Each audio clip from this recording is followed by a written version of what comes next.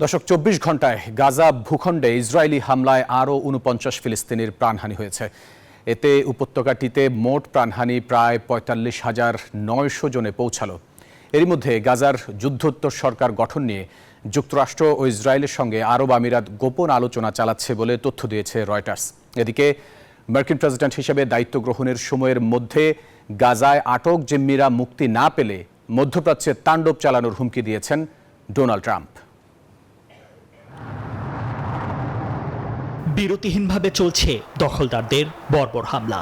অবরুদ্ধ গাজা উপত্যকায় ২৪ ঘন্টায় ঝরে গেল শিশুসহ আরও অর্ধশত ফিলিস্তিনির প্রাণ।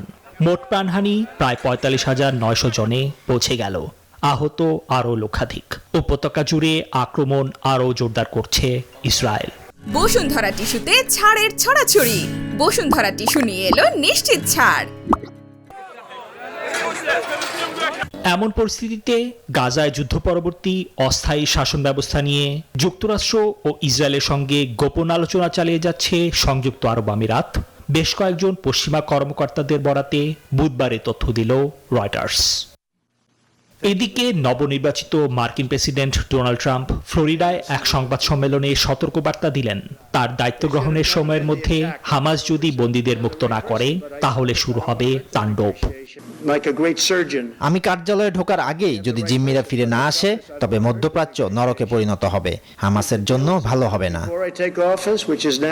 ট্রাম্পের এই বক্তব্যকে গাজায় সম্ভাব্য মার্কিন সামরিক হস্তক্ষেপের হুমকি হিসেবে দেখছেন অনেকেই।